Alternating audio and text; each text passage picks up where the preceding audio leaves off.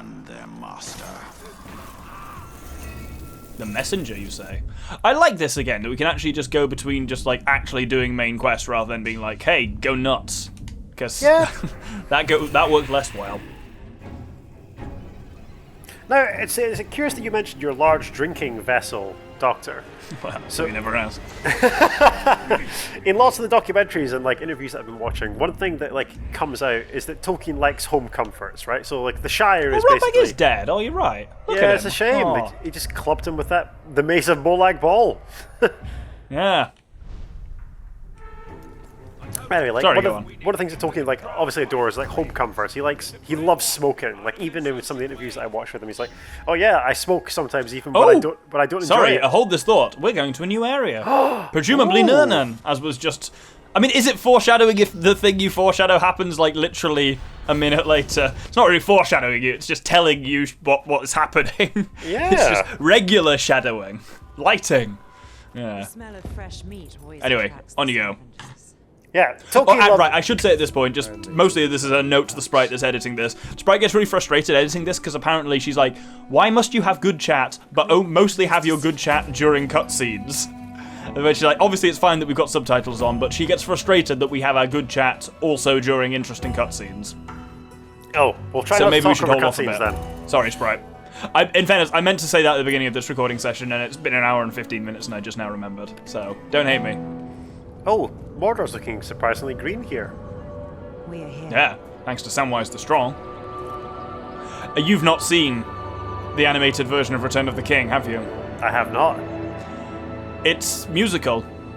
Oh god, yes. That's And the it thing we've opens got to with do. a song called Samwise the Strong, which is basically, it's during like the whole Shelob's Lair thing, where Sam has a brief moment of like, imagine the good I could do with the ring.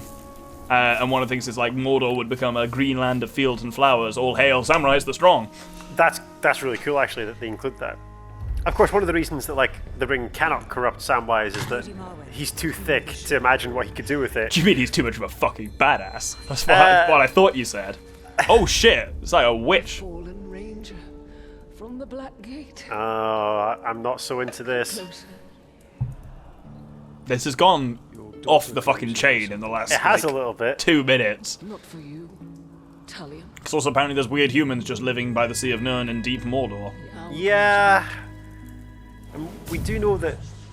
I'm not going to talk over the cutscene, but we'll talk about why I don't like this in a minute. His army will march all over Mordor, but I feel like I recognise her voice as well. a great power can be awakened Oh, she got spooky flame. to prevent it. Is that why I'm here? Breach into Morgoth's scar. Take Oh, is she the one that's banished us from death? elven craft. I feel like she's got more of a hand in this than she's letting us Wait, know. a betrayal in a video game?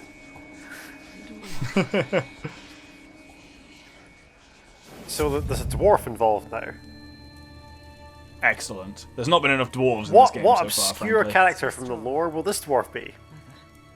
He'll probably be called Durin for a change. Mix Apparently, things up I a didn't bit, realize you this. know? There were like 7 Durins. There's like 10 Durins, yeah. What is your mother's affliction?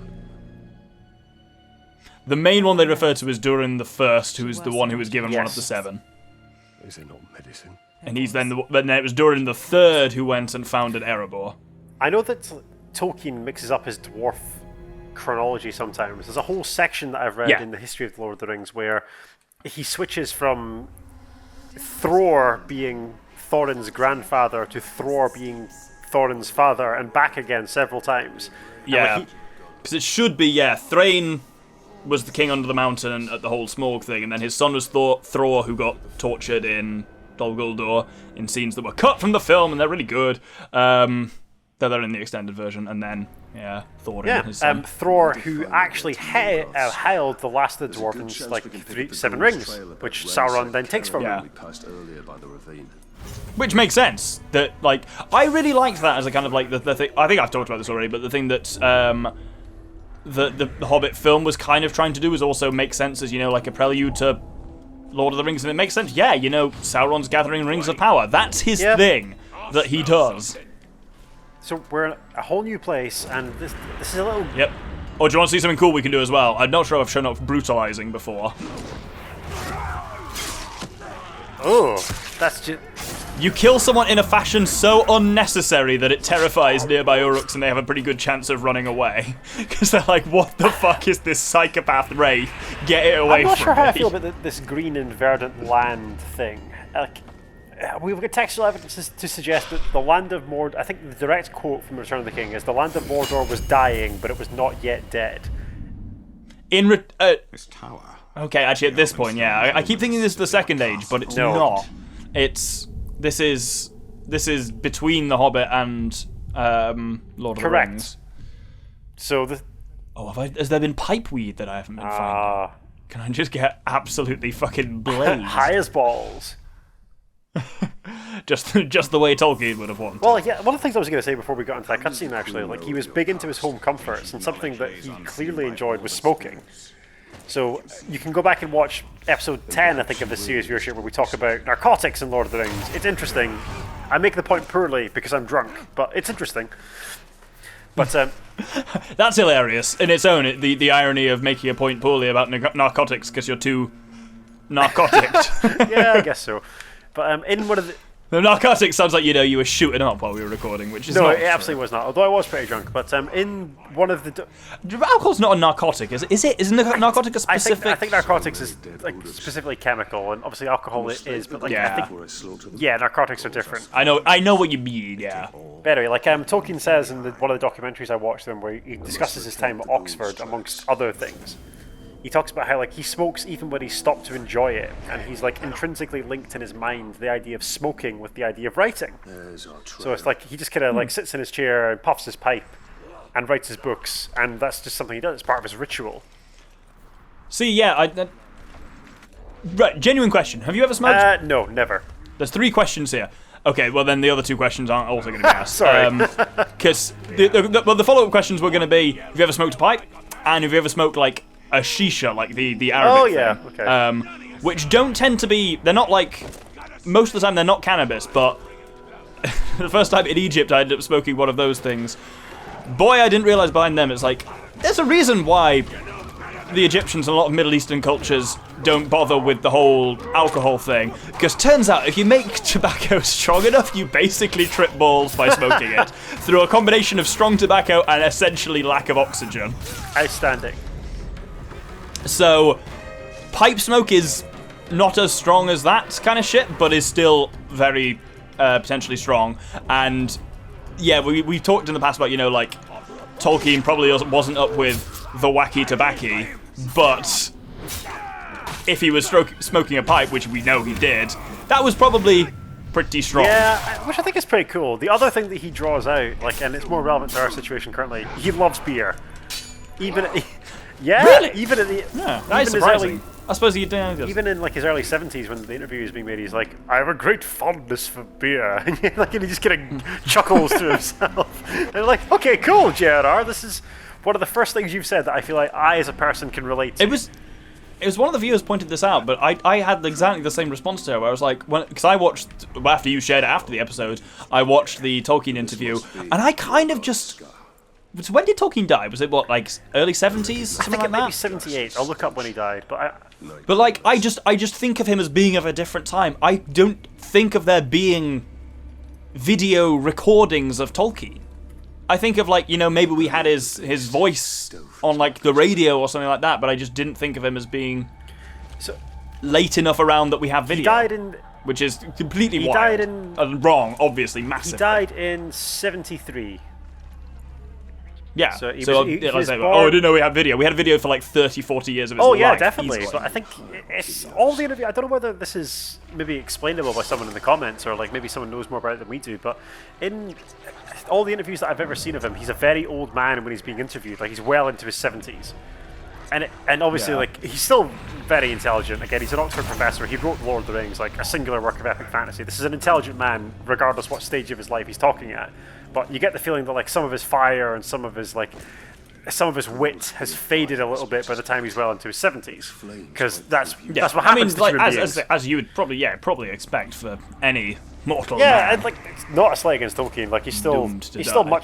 much more intelligent and more talented than I will ever be, or like most people will ever be, even well into his 70s. But I find it regrettable that there's no interviews with him when he's like 40 and still like sharp as attack and still like able to take on interviewers. Yeah, I guess just at that point, TV interviews of celebrities just weren't so much of, a Maybe thing. even like in the 50s and 40s and whatnot. even yeah. written interviews though, like 'cause they must have had newspapers, articles. I mean, when did Lord of the Rings came out in what, like the early 50s, 54, I think? I think.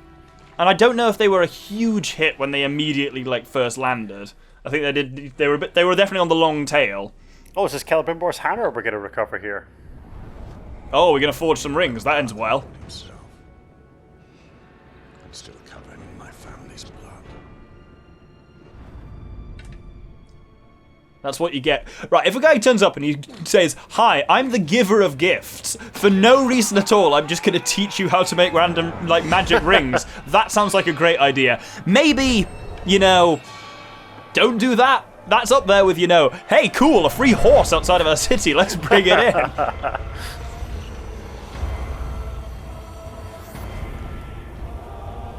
This is kidding. I was just thinking, this looks rad. We are betrayed. Oh, that's Sauron first putting on the Oh, wall. Galadriel. Yeah. Bring ruin to all. This is, let's probably take off the three and never speak of them again. Basically, I assume is what that is. It's explicitly stated, even in early drafts of Fellowship, that Tolkien's like, so the Elven rings aren't made for warfare. They're for Yeah. artistry And and, also- yeah. statecraft and knowledge. They're not for fighting. And they were nothing to do with Sauron as well. Basically, essentially, if you think of Celebrimbor as being, hired by Sauron to do the whole rings thing, he basically, in his kind of off-company time, he made the three. Yeah, but because Celebrimbor knew everything about ring forging from Sauron, there was Yeah. no craft, according to Tolkien, in the three that Sauron himself did not possess. So, Yeah, which hence is why why they were like, we probably shouldn't use these openly. exactly, and why they cannot be used to overcome him. A because Yeah, they were never. but equally, intended he doesn't just drain your brain by you wearing them like he does with the other rings. exactly. And fun fact as well, I only learnt this the other day when I was doing some research for this. You're not the only one who does research. Oh. That Celebrimbor, originally, Sauron didn't necessarily plan for rings to go to men and dwarves in the way that they did. He just had Celebrimbor whip up 16? Is that 7 plus 9? Yeah, he just did that and then they were distributed a bit later. But Celebrimbor didn't forge them for elves and for men and dwarves in that way. That was just the way Sauron divvied them up. Oh, okay. So the camera. rings are. He was just like, he was just like, oh, I'm just making rings and getting better at it each time I do it. So they are identical then. So the 9 Yeah. and the 7 are functionally identical. Yeah, so the difference that you see with how rings of power affect dwarves is nothing to do with the rings. It's just due to how the darkness in the hearts of dwarves differs from that in the hearts of men. Tolkien That's why they manifest as, power that then leads to being dominated yourself in men, but in dwarves it leads to a kind of greed sort of thing. Yeah, avarice, dragon sickness, as Jackson calls One of the it. things that I think the third Hobbit film, Battle of the Five Armies, that film did a lot of stuff wrong. But one of the things it did really well was diving into the dwarven mindset, where you see Thorin losing his damn mind. Yeah, with the Arkenstone. And it was showing, yeah, this is how rings of power and Sauron strength and stuff like that affect dwarves. It was really cool. Yeah, But I think it's just, obviously it makes sense because, Tolkien spent all the time on The Hobbit, which was there are a lot of dwarves in that. But it always saddens me how you don't get much dwarf in Lord of the Rings because of that, other than, literally Gimli. yeah. That's about We need it. to remember that Thorin is the son of a ring bearer, and that must have had an effect on his psyche, even residually. Yeah.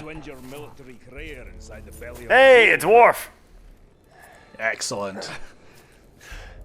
A shredded dwarf. Dwarf with access to lifting equipment. I bet 10 pints was not the treasure I was after. And he's a big drinker, because of course he is. He's a dwarf. Because dwarf. I love that one of Because racial stereotypes, one of my everyone. most favourite things, I'm not sure if that's good grammar, but one of my favourite things that I've learned from reading the history of the Lord of the Rings is that very early on, Tolkien decides that the One Ring, or any of the Dwarven rings, would not make them invisible, because, and I quote, dwarves were just too solid. Just too thick to vanish into the Shadow Realm, or into the Wraith world. Shadow Realm is Yu-Gi-Oh, but there you go. I love Yu-Gi-Oh! We should play some Yu-Gi-Oh! On the channel. We've talked about that before. I think this is not the first time we've talked about that, yeah. We'll give that a go at some point. The thrill of the hunt takes your fancy. Speaking of dwarven fortitude and whatnot, I am nearly at the bottom of my 2 pints, so I'm going to have to go and replenish after this cutscene. I think I will as well. So while the cutscene plays out, viewership, if you haven't already, like, share, subscribe, tell us how you're enjoying the series in the comments. We love you, and we hope you have a good night. And look at these lovely, lovely sunrise vistas of the Land of Shadow. Wildly inaccurate naming there, but there we Yeah, go. and remember how orcs can't go about in daylight, except apparently this video game is some bullshit and they can. So, yeah. Oh, I wanted to see if this game's got swimming mechanics. It has not. We just kind of leer over the end. Well, these... Oh, no, wait. Oh. Nope. I can hang, but I can't drop off. These massive breaches of, like, Tolkien's vision aside, viewership, we hope you're having fun, we love you, and we're back soon. See you in a bit.